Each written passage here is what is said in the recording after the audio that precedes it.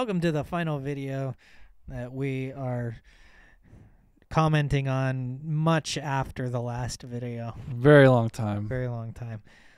So what I'm doing here is I'm putting a slant on those frets so that they're slightly lower. I didn't want to film it. Sanding's boring. I love sanding. Oh, do you? Absolutely. Nobody here lies. This is my new fret crowning file I purchased. It actually has 3 different sizes that you can choose from. That seems really cool. Yeah. Did it help a lot? Yes. Yeah. Much faster than the previous one that I was using. But basically it rounds over the frets because they're all flat from all the sanding that I was doing, you know. So it rounds them all over. And now you can see I've got it masked off. That way if I chip anything, if I slip, I'm grinding the masking tape off and not the fretboard. Lots of grinding. Lots of grinding. That's how you make that money. And levels. And levels, yes. I'm going to start a role-playing game based on guitar building. We've been role-playing for years. No comment. And there's someone who's checked out completely. Just not going to acknowledge it. Okay. I think that's probably for the best. So, yeah. So now we went up a bunch of grits. Well, actually, we haven't gone up a bunch yet. But I started with about 400, 800, 1,000, 2,000, 3,000, and then fret rubbers. You always move up through that many grits every time? For frets, yes. Okay. Yeah, and then polish them afterwards. You're trying to get all the little lines and everything out, so it's a bit different than wood. Mm-hmm. This is a fret end dressing file, and it is shaving off the sharp edges, rounding them over. Yep. Okay. That makes sense. And I got pretty good, as you can see, using both hands so I use the one hand to guide it and the other to push it through. It took me quite a few frets of other guitars to actually get quick at it, but now I can just zoop, zoop, zoop. It's pretty quick work. Yep. That's probably the quickest work of all the fret filing and stuff like that. Yep, more sanding with it, just trying to get out all the blemishes. I was using a fret rocker earlier to make sure everything was level. Make sure I didn't have any high frets. So how do you know when your fret's ready? Look, feel, observation, just being careful. There's the fret rubbers that I was talking about. It's like an abrasive that is finer than the sandpaper. Is it kind of like a rubber eraser? Yes. Okay. You can use it for all kinds of metal polishing stuff. Like you could just finish with these. There's a fine one that I use. You could technically finish with that, and it should be pretty polished. Oh, okay. But I went a step further and actually polished them. So, yeah, there I am. I'm using automotive polish. And a Dremel. Oh, with a little polishing wheel on it? Yeah, little buffing wheel. And this yeah, I went there. This Dremel, I got that shield that came with it, and I was like, why is there a shield? And then I'm like, oh, for polishing. Okay. So do you notice a difference between the last polishing with the rubber and then this? Yes. This gives it like a shine. Any feel difference that you notice? No, not really. Okay. Mostly for looks at that point. Yeah. Okay. Now we get to put the neck on. Oh, look at that cool background photo. Oh, yeah. I got that from someone. Oh. Yeah, they're pretty cool. They're nice. They're nice to me. The holes for the screws were a little bit small. So I'm just drilling out a slightly bigger size there. Because I want to put these in by hand. I don't want to use a drill. Yeah. So need to make sure that it's big enough, but not too big, obviously, so it's not going to be loose or anything. Are they special screws? Yes, these bolts they're specifically for necks, although I have got some from big box stores that have the same qualities. So you have to be very careful on what you're using. Yeah. Yep. Well, especially with all electrical and stuff, right? You want to be... Not with that. No, You're these not okay. touching anything electrical, but with the connection of the neck, you want to make sure you're using the right screws. Yeah. To bolt Okay. that together. Hey, see, there's one of the fans I got. Keep me cool. Oh. I've never shaped a nut before, and that is what I'm starting to do here. No comment.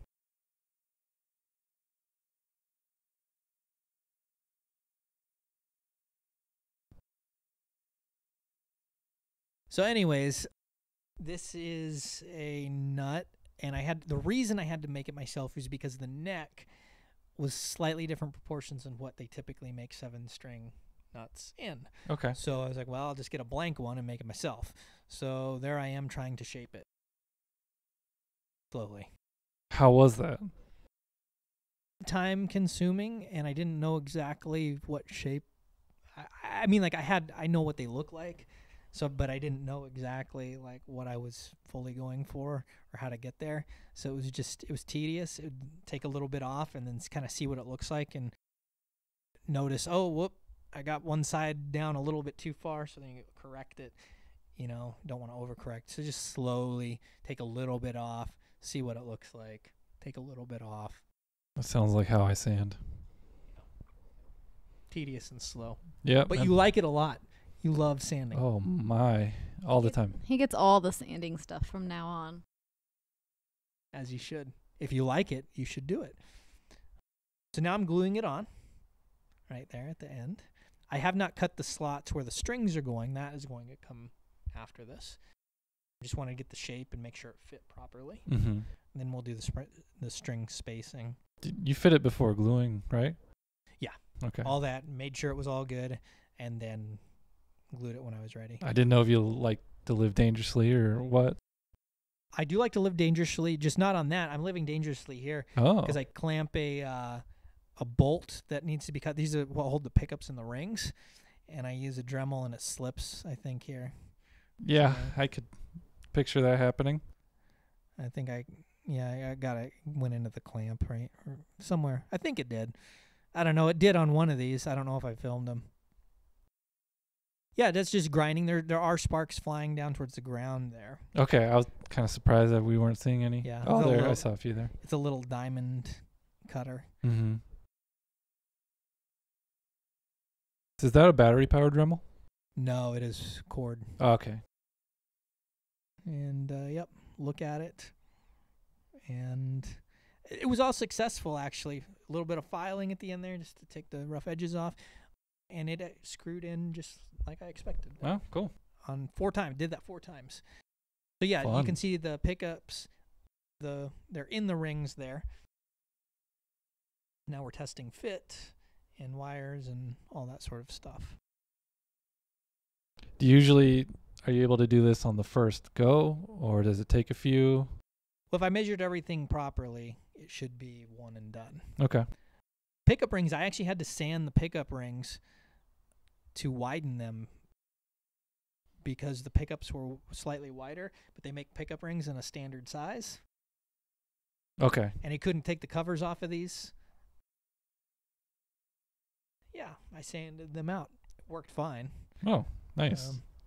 Now we're installing the saddles for the bridge. Long screwdriver here so that it's not banging into your body. Yeah. I don't think we've seen this part of the build before. Something new. Yeah. This is cool. And now, so I'm using a ream there. Needed to widen that hole just a little bit for the tuner to fit in. So there's the tuning pegs. And then we got to make sure everything fits. Now I'm using a scratch awl to mark where I need to drill for the screws that are going to hold them in place. Gotcha. And a tiny drill bit right there. And you got to be very careful. Don't go too far, Yeah. or else you're drilling through the front of your Yep. You hand tighten these two? Yeah. Yep. little screwdriver right there. So you didn't stain the back? Was that just the... Oh, of the guitar? Yeah. I used True Oil on that. Okay. So not the guitar finishing oil that I was using. I used True Oil on that on the neck because it hardens a little bit more, and I just like the feel of it. Okay. In comparison, I've used guitar finishing oil on necks. It works fine, but I like the gunstock oil for Gotcha. that. So that's what I did, and I covered the stain and all that stuff, so it's all protected. Okay. Polyurethane on the fretboard right there Mm-hmm. to protect, because I needed something stronger. The oils, eventually they'll kind of wear off if you're always touching it. Yeah. And there we got the tuning pegs in, looking like a guitar. Very much guitarish. Doesn't mean it's going to be one or play like one. Well, to be determined. To be determined. We're on the right track. Yeah. I mean, it looks like a guitar. Answer your question from the last episode. Right now, I'm happy with it. I don't know if I will be when we're done with the video. Oh, little suspense. Yep, I gotta keep it going. We've got a few minutes left. Yeah. So now, all that pre-wiring I did, we basically just pop everything in there, and then we can solder the pickups on, putting the jack plate on right there. I always love this stage because it's kind of like the finishing touches, and you see the last little bits. It's like if you're putting up a Christmas tree and you're putting a star on top of it. You're like, oh, there's the star. How long does it usually take you to do all the wiring and stuff? Too long. Huh. Hours, because I'm not very good at soldering. Fair enough. What about installing everything? 10 or 15 minutes. Oh wow. Okay. Yeah. All this stuff. It's basically just because everything's already drilled. It's just and measured. So it's just putting it on, putting the screws on, Nice. and going on to the next thing. How often do you have to troubleshoot the electrical? Too often. Okay. This one I did not, Wow. thankfully. I'm getting better at that. But in the previous guitar, for anyone who saw the black and gold one, I had a massive hum on that. Had so much troubleshooting to do on Yeah. that.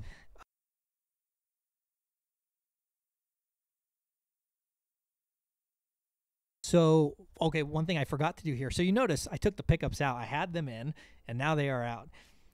I did not include grounding wires from the bridge and then all the different pockets. So there's a grounding wire that you screw into the body and all those places with Mhm. the conductive paint that's supposed to ground everything together. Okay. Okay.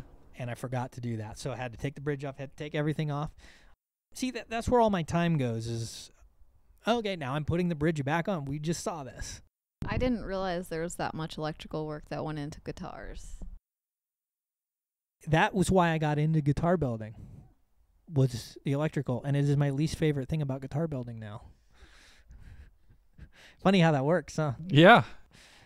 So now that everything is properly grounded, I can solder the wires from the pickups to the switch, the pot, and get all that done. I don't spend too long on this shot or that shot. They're boring.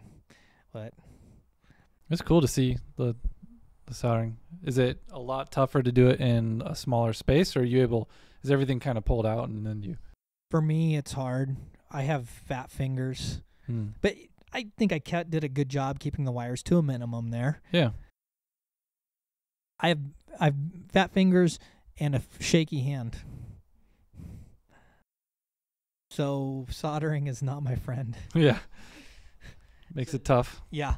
Now I'm marking out the string spacing for where I'm going to cut the slots where the strings are going to go into. Yeah. Gotcha. Never done this before. Oh. Everything's been pre-cut. So Okay. if I had to do anything, I would just file it down more to get the height. But once again, there is an exact science to that. Did you nail it? Yeah, I stopped fretting about it after a while. Ooh. You can file that one for later use. Double.